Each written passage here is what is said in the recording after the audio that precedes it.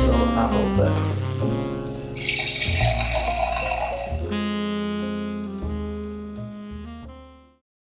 Good morning, everyone. I hope autumn is treating you very well so far.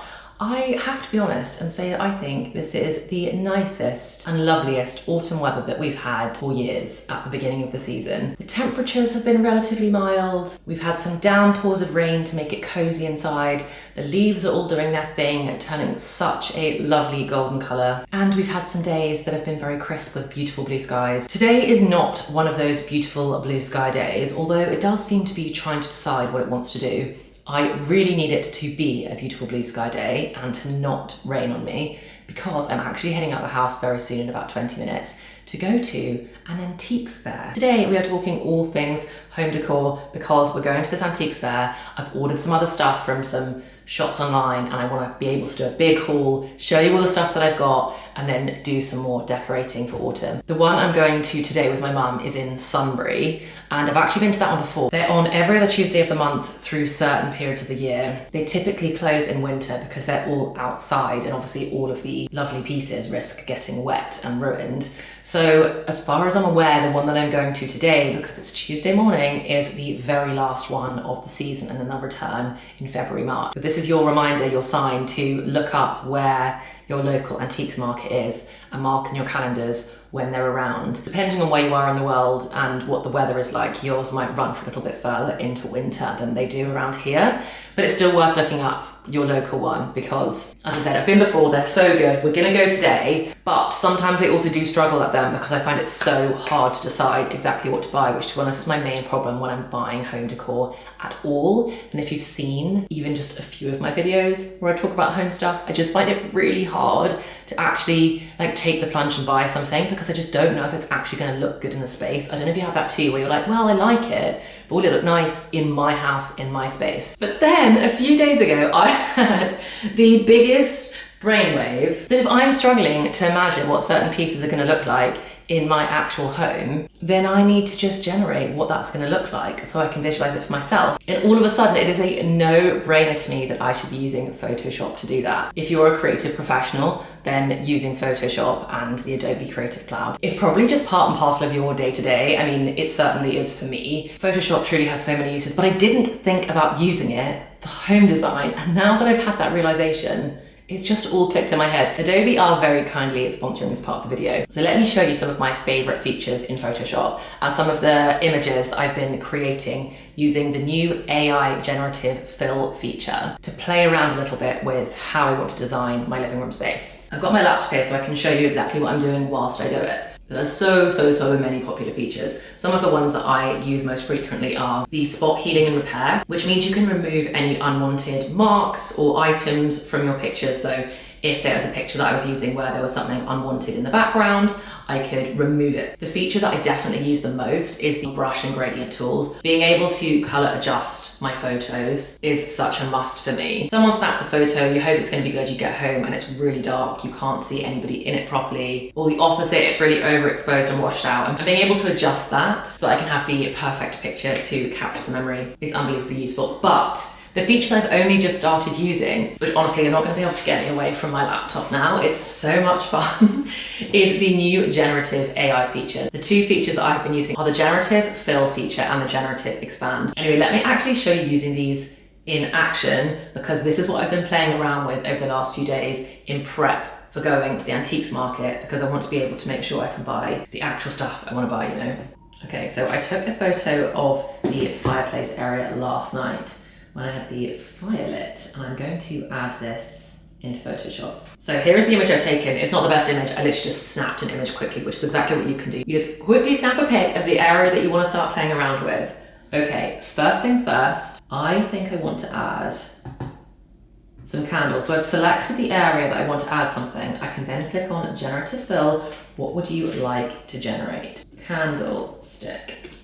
I can then type in candlestick and then it's going to give me over here, you can see a few different variations. And also see here, you can actually write a prompt in more than 100 different languages, which is incredible. I'm going to add that one in there for now. I actually really like the look of that one. I'm not going to bother today going through and blending the objects that we add into the photo to make it look hyper realistic. I don't really need that. I just need this for inspiration and to see what it looks like when I've got these certain objects added into the image. Okay, I've done a bit more of a play around and this is what we're looking like. We've got some old books here that I think look nice. I'm currently wanting to change this painting. So you can see here there's loads of different options and I can start playing around with, I don't know exactly what type of painting that we're going to get, but I can start to play around with different types of frames and different types of colours. I've also added in here, as you can see, like a pile of logs on this side just so that it matches. You can see here I've also changed the colour of this lampshade. Yeah, maybe something like that. That looks quite nice. The last thing I'll just show you super quickly is Adobe Firefly, which you can actually have a play around with online if you want to. But the greatest thing about Adobe Firefly is that it is becoming integrated into Photoshop. You can also create your images in Adobe Firefly and then add them into your Photoshop workflow and start playing around with the created images there. So I want to use it now to try and get some inspo images that give me that cozy fireplace feeling. Okay, so let's say I wanted to create realistic, cozy fireplace in living room. English countryside design. Let's see what it comes up with. You also learn to get slightly better with your prompts over time, and I definitely probably could do with a little bit more practice on exactly what prompts generate the best results. See, I just think they're so good. So we can now have a look at these images that come up and see, I think this wicker basket filled with wood there is really nice. Ooh, see some of these brown pots on top of the fireplace. I think that looks really lovely. I would love to get some like brown foliage. Okay, that's really nice. Oh, look at the pom-poms on the bottom of this blanket. That's so nice. I want a blanket with giant pom-poms. Stop. Okay, I'm gonna stop because I can honestly go on about Photoshop and all of its features for quite a long time. I hope this has helped to maybe spark your imagination for what could be possible with Adobe, and definitely check out Firefly as well if you haven't had a look at it yet. If you have any more questions about how I use Photoshop, then please let me know and we can always do a part 2. But thank you so much to Adobe for sponsoring this part of the video. As always, I really do love working with brands that I actually use on a day-to-day basis. As usual, I've got carried away, which is basically what always happens when I end up talking about things that spark my creativity or things that I really love. I just jibber jabber and then we run out of time. So my mum is definitely gonna be waiting for me at this point. Let's get out the house, let's head to the antiques fair. Hopefully there's some good stuff. Please have your fingers crossed for me. And then hopefully later on this afternoon, I can come back and we can go through the haul of goods, and hopefully it's gonna be a really good one. So I will see you after the antiques fair.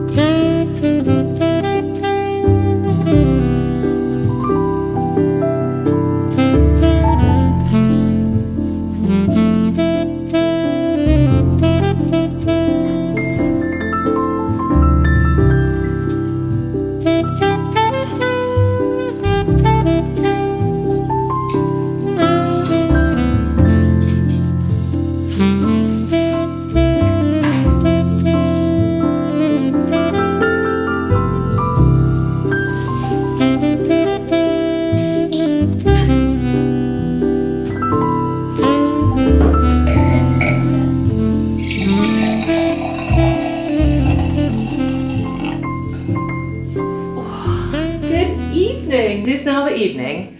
I have poured myself a very lovely glass of red wine. Not something that's normally acceptable on a Tuesday, but 'tis the season. Am I not an excellent fire starter? I'm very impressed with myself. I think it's probably just the actual quality of the stove we've got, because the one in my parents' house is so hard to light, but this one is flawless every time. But I'm telling myself that's because I am a wizard at lighting the fire, but this is so nice. Anyway, it's actually so good. I think I'm gonna have to take my jumper off. I only put this on about 10 minutes ago because I was cold. I did not think through the fact that I was gonna sit myself right in front of the fire. Oh, okay, that's better. Jumper discarded. Now I feel like I'm not gonna overheat. Okay, let me show you all the things I got at the antiques fair. I'm sorry I didn't vlog nearly as much as I thought I would when I was there, but I was in the zone. You have to be focused at those places. At the beginning, Mum and I just ended up like ambling around for a good half an hour or something, and I was like, what are we doing? Like, are we looking at things? Are we gonna buy anything? You've got to focus, because you could just end up coming away with stuff that's like kind of tapped, to be honest. You have to be quite discerning and identify like what's tap, what's a steal. And I guess to be fair, like the famous saying of one man's trash is another man's treasure. What's tap to you might be like totally amazing and treasure to somebody else. So I might show you my treasure loot and you might go, Ellen, that's just totally rubbish. But I'm gonna show you what I got anyway. I didn't get loads, I didn't have a big budget, but when I make my millions, those antique markets better watch out because I could seriously do some damage. Right, sip of wine. Oh, that's such a nice one. First things first, my main priority going there was to get art because as you guys know, we've just got all of these hooks all over the place. They don't have anything on them and I'm officially gonna start putting them all out and like polyfillering them in, and we're gonna repaint this room so soon. So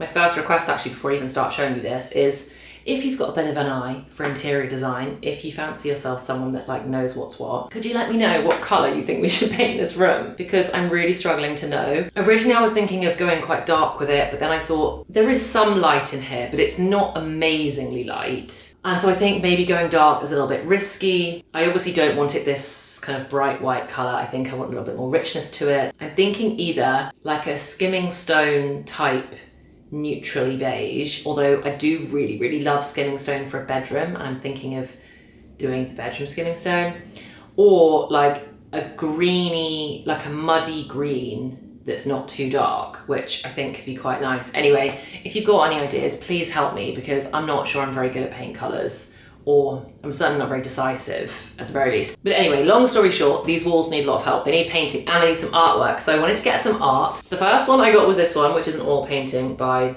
Cremas, who I have no idea who that is, doesn't matter to me. But I thought the frame was nice and I just really love still life. Like I do really love a still life painting. And I actually thought this painting was quite autumnal. We've got flowers, grapes, and some orange and red flowers in a vase. And I just love the fact that it's quite a dark picture. I think it'll add a lot of depth to wherever it goes in this house, to be honest. I am debating putting this one in the kitchen because it is like fruit and food.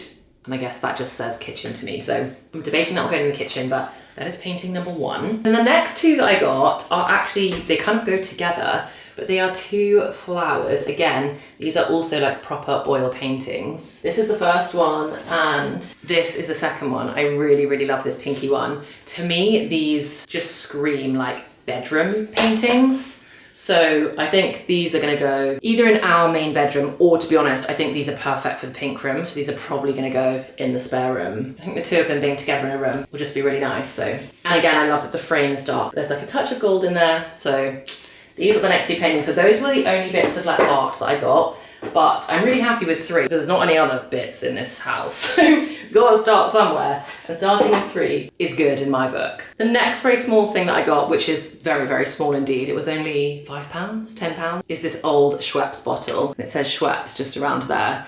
But I just thought it was such a beautiful colour, such an in colour for this season as well. And I'm thinking I'm going to use it as either a bookend or a bud vase, or obviously it can just be its own individual element of decor, but I like things to be actually useful, you know, and not just have stuff lying around for the sake of it.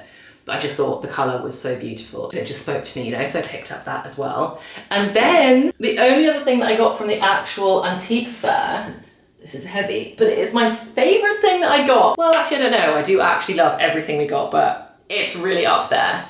I got this spice rack. Don't you think it's so nice? I have to be honest, it's quite heavy. All of these little ceramic spice drawers that are just so sweet. And to put this on the side in the kitchen, I just think is so lovely. I don't know which spices I'm actually going to put in it yet because I don't want to stick any labels on it at all because it's just so lovely.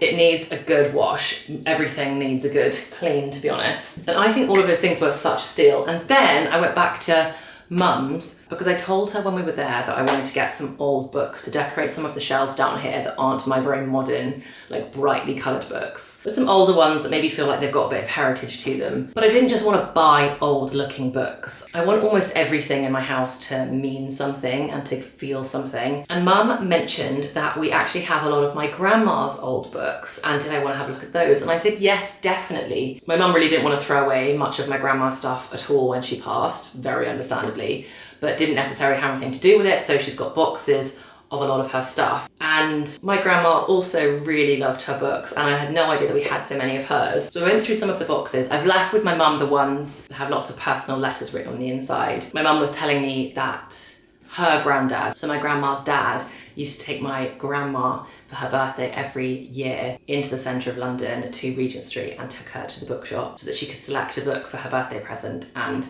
written on the inside of a lot of the books are, you know, like, to my darling Carol, like, love Daddy, and they're so sweet, all of these books, and just having all of that history. And there's even books going further back than that my grandma had kept from the early 1900s that her grandma had been given by her parents. And anyway, there's something about family history like that that's just so amazing, and just it should be protected at all costs if you possibly can. Anyway, so I've got a few different collections. I've got these three: Makers of the Realm by Arthur Bryant, Requiem for a Wren by Neville Shute, and Catherine by Anya Seton. To be honest, these ones I just think look really lovely. I don't know much about them.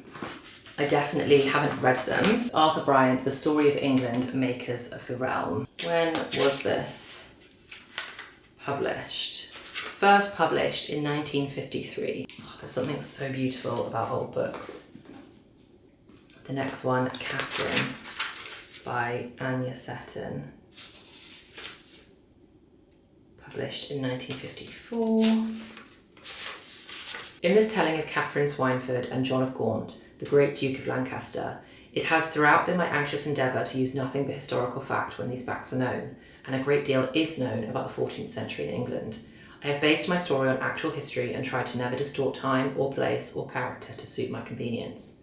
For those who are interested in sources, I append my main ones below, while for those who may wish to know where something of the book's background and the writing of it, here are some brief notes. My interest in Catherine began one day nearly 4 years ago when I read mention of her in Marchette Chute's charming biography, Geoffrey Chaucer of England. I subsequently came to know Miss Chute and am extremely grateful for her encouragement. I then began my research on the 14th century, preparatory to the necessary trip to England for more intensive delving and a view of the places associated with Catherine. 4 years of my life have been spent in England. My father was English born, and I've always loved the country dearly, but this special trip in 1952 was particularly delightful, for it combined the beauties of English spring with the zest of a treasure hunt. I visited each of the counties. I studied the remains of John of Gaunt's numerous castles and searched ever in the British Museum, in town libraries and archives, in rectory studies, in local legend, for more data on Catherine's life. Of her little was known, except when her life touched the Duke's, and there are few details of that. The Dictionary of National Biography sketch is inadequate, and the contemporary chronicles were mostly hostile. And in great historians, Catherine apparently excited scant interest, perhaps because they gave little space to the women of the period anyway. And yet, Catherine was important to English history. When, on the English tour, I visited Lincolnshire, I was rewarded with new light. And here I must express my fervent thanks to J.W.F. Hill Esquire for his cordial help and for his scholarly comprehensive book, Medieval Lincoln. I wish also to thank all the kind people in Lincoln who interested themselves in my project, and especially the owners and the former occupants of Kettlethorpe Hall, Air Vice Marshal and Mrs. McKee, where I spent charmed days in Catherine's own home trying to reconstruct the past. I'm sorry, I could literally read forever. That was probably way too long. I might even cut that down. I wasn't reading for too long. To think about all the care that Anya Seton, the author, put into researching the story Catherine. That is so lovely. And then the final one, Requiem for a Wren. I assume this was published in a very similar time, 1955. So I've got all of those three lovely books. Sorry, I got completely absorbed into it there. And then I've also got all of these children's books, which my grandma used to always talk about Arthur Ransom and how much she loved his books. And if I'm not mistaken, these are all children's books. We've got Peter Duck, The Picts and the Martyrs, Secret Water, Winter Holiday, and We Didn't Mean to Go to Sea. Oh, look, there's even a map in the front of the North Sea. Oh, this has got a writing in the middle of it. This is one of the books from her dad to my grandma, From Daddy with Lots of Love, on the 25th of June, 1944. It makes me feel quite emotional, I have to be honest, looking through my grandma's things. To Our Darling Carol, From Daddy, Christmas 1942. History really is an amazing thing. She was only little then, for sure. When was my grandma born? I think 1936. Christmas 1943, From Daddy with Love. I think that's so sweet. Every year her dad went and picked her out a book. Okay, note to self, I'm gonna start writing the dates inside books and I'm gonna start gifting books to people for special occasions because this is just so nice. Anyway, so I've got all of these 5 and I think the green is also so beautiful. I think they're gonna look stunning on my shelves, and it just means everything that I can have a piece of my grandma and her history and my great granddad, all part of these books as well. It just means a lot, and I nearly got very emotional then. Those really are the true antiques. So that's everything that I got that's old. Now to dive into this big box from H&M of things which is decidedly not old, but whose bits that I saw that I really loved. I have to be honest, I don't think there's as much in here as it looks like, but let's open it and I can also show you what I got from H&M. Okay, it's starting to come back to me, what I ordered. Let's see, I really hope these are a nice colour. Oh yes, I do love it. So the first thing I got were these dark brown. They're kind of like a really dark mushroom colour, or the colour they kind of call mole. I got 2 of these, and these are to replace the cushion covers that are currently on the small sofa with my lovely new blanket from Zara Home. So hopefully these 2 actually go with the blanket nicely. I'll have to try them and style them in a bit. I also got some new tea towels. I can't remember what colour this was, but it came in lots of different colours. There was also a pack of slightly green ones, which I thought were really nice as well. But they come in a pack of 3. I'll have all of these linked. So these are all in kind of like a browny grey colour. We've got a pinstripe tea towel, a thicker, more kind of asymmetric stripe, and then a checked brown. This one's definitely my favourite. I think this is so lovely for a tea towel. Some of mine were starting to get very ratty and, to be honest, probably need to say goodbye, and I will take them to the textile recycling plant. And then the final thing that I got, which I have to be honest is much bigger than I thought it was going to be. So let's see if this is just a whole load of packaging or if it's actually this big.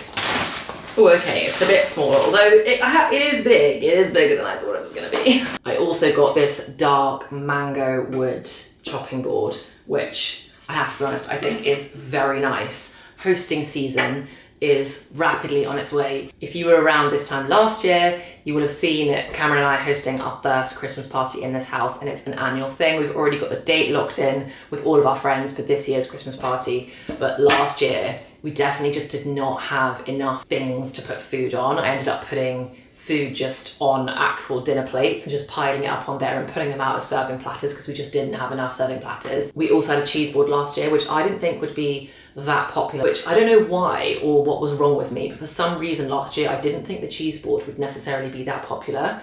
I thought everyone would go for the other food, but because it was kind of like a party, people wouldn't necessarily bother like constructing themselves cheese crackers. I honestly, I didn't know what was wrong with me. When I say that out loud, it sounds so dumb. It's a Christmas party. Of course, everybody was going to love the cheese board.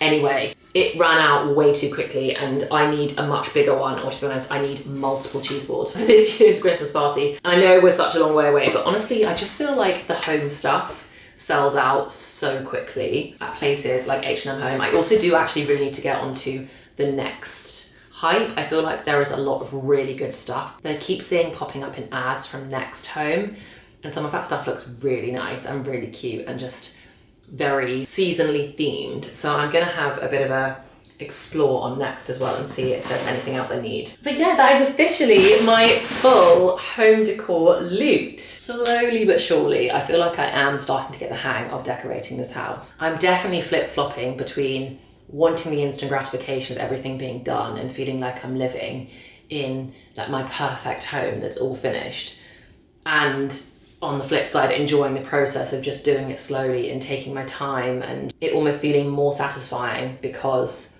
when we've got a little bit more savings we can go out and buy more stuff, and being able to do it that way and feeling like we're really working for it coming all together. But yeah, we're getting there. Right, that is officially everything from me this evening. I have turned the setting down on the fire. I've restricted the airflow a bit because I am very toasty sitting here. I'm gonna go and give this house a good tidy so that tomorrow we can start actually styling some of this stuff. I'm not committed to fully hanging the pictures tomorrow because I want to do that with Cameron. He's away for the week, but we can start to have a look at what could kind of go where, and I can take another look back at the pictures that I generated in Adobe, have another play around with that again tonight, see what Firefly's got to say for itself, get some styling inspo from there as well, and then we can start putting everything together. Okay, let's do it. I will see you in the morning. Good morning. I've officially just got all of these out of the dishwasher. I put them in overnight so they could have a proper good clean.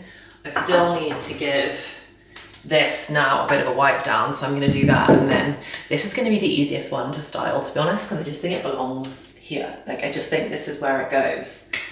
Or there, I suppose.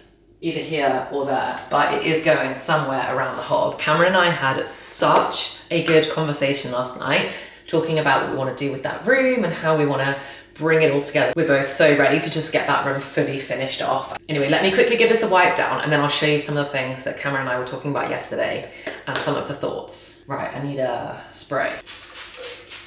I think this vlog will be the last one where I give you like a proper before of what this room is going to be like. So I'm going to do a full like before and after makeover vlog of that room, but it'll probably be a good maybe a month until it's out, because some of that cabinetry, oh no, I shouldn't have said that, because some of the stuff that we've ordered for the room is due in about 10 days or so, and then we need to get the room all painted, and I don't want to paint it before that stuff arrives. So this is going to be my final like home haul video and final look at this room, and then I'm going to treat this in my mind as like, right, this is the before, and then we can see the after, and I'm very excited about that. I've never before taken like before and after pics of anything. I've always just done it so gradually, and I kind of want that before and after experience, so that is what I'm going to give myself after today. I feel like that is a decent wipe down. I feel like with antiques you do have to give them quite a good clean, because I mean, just once when you're there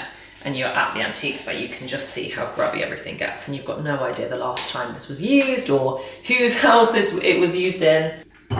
But these little drawers can now get back in. Don't you just think these little doors are just so sweet? I love this so much.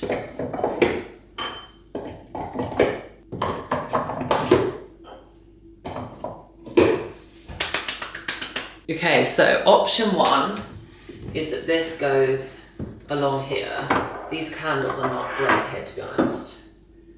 Is that it goes somewhere along here. So yeah, I think something like this is option one, that it lives there next to the salt, next to the knives. We've got a little candle there, cute, very easy to pull open a drawer and sprinkle your spices over whatever it is that you're cooking. That's option one. Option two is that it lives over this side next to all of the oils. I mean, the oils don't really look very cute, to be honest. I'm sure I can find a better way to store the oils. So, I mean, to me, it's kind of a no-brainer. You can either put the spices next to the oils, or you can put them here. I just think they go so much nicer over here. I knew it was gonna live here all along. Oh, look. Home sweet home. I'm very happy with that, to be honest. Very happy with that. The next thing, whilst we're in the kitchen, is this painting, which I also think belongs in the kitchen, as I mentioned, because it's food. And I actually think it could go by the sink. Okay, what do you think about something like this? I think the dark goes quite nice. I think it could actually be really nice here. The other alternative, of course, on this side, we've got barley there. Hi, buddy. But do you think that then this and this are too close together, or do you think it's fine? I'm gonna have to see what this looks like properly when I watch it back, because I wish that I could like stand far away and see what I thought. Anyway, I think this one is gonna go in here somewhere. The only other option is we do have this big wall expanse behind me, and we do even have a hook here already. I just think that on here, it just feels so small, and I kind of want to put, eventually, it's not on an immediate list, but I'm thinking like a big clock here in front of the island, like facing out to the entire kitchen, so you can always just look over and see the time in here. Might be better. Okay, fine. The only other place could be somewhere here next to the oils, which is also an option, because it kind of looks like, I don't know, somehow those colours all seem to go together to me. So those are...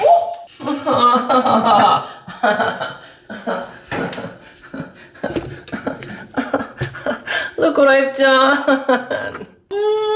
Okay, clean up time. Ellen knocked over one of the oils and the little stopper came out the top. Rubbish. Everything smells of balsamic vinegar. I need a cloth. That is a seriously large proportion of the balsamic vinegar we had in that jar.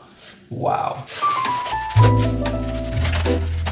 I'm taking that as my sign to get out of the kitchen. The kitchen doesn't want me in there anymore. Let's move on to the living room. Okay, this is the main space that we've got for styling, I think, in here. And when it comes to art, I think the pieces that we got at the fair are not meant for in here, like I said. I think these definitely belong upstairs in a bedroom. But what I will say is they have definitely confirmed to me that I think a nice dark frame will look lovely over this fireplace. I think it will just be one really big piece over the fire, and I just think that'll be super like impactful. So if we forget the paintings, which also still need a wipe down, then we've got the books, which I have to be honest, I'm going to use a little bit of a bookend for now so that they don't all over. I think when it comes to the books, I'm going to fiddle around with styling these so much, and we're going to have all sorts of maneuvering and fiddling and putting different things up on the fireplace. But in general, I think having books stacked on top of the fireplace with a big piece of art above it, just like we generated with Photoshop, I think that's going to look so nice. I hope you think so too. I'm very excited. Don't you just think that once it's painted, it's just going to make all the difference? We just need a paint colour. And then the final question is the cushion. I've just draped the H&M cushion cover over that one for now, just to see the difference. Do you think that those colours actually go, or not quite? I'm worried that they don't quite. I think they go. Do you think that goes? Could you tell me? I think it goes. I think the reddy colours in here go quite nicely with it. Yeah, I think that kind of goes. Let me know what you think. Or if it needs to be, maybe it needs to be a bit of a richer brown, or maybe it needs to be a green. I quite like it being a brown though. Anyway, that's the last thing, which I'm still umming and ahhing about, so I might wait for your verdict to let me know whether you think that is indeed the right cushion cover for here or not. And I haven't taken the other one out of the packet yet until I've made my decision. Ooh, and that is that. This week's video has been so much yapping from me. There are definitely more antique fairs coming up in my future, but there will be no more home buying for now until the rest of this room is fully complete. So I'm very excited to share that video with you. As I said, hopefully in like a month you'll get that, which is very exciting. As I mentioned, I'm also trying to get much better at linking stuff. So I'll link everything that I've been wearing in this week's video and any of the stuff that I bought that I can link, like all the stuff from H&M. But otherwise, I hope you're all having such a lovely week. Thank you so much for watching, and I truly cannot wait to see you in the next one. Bye guys.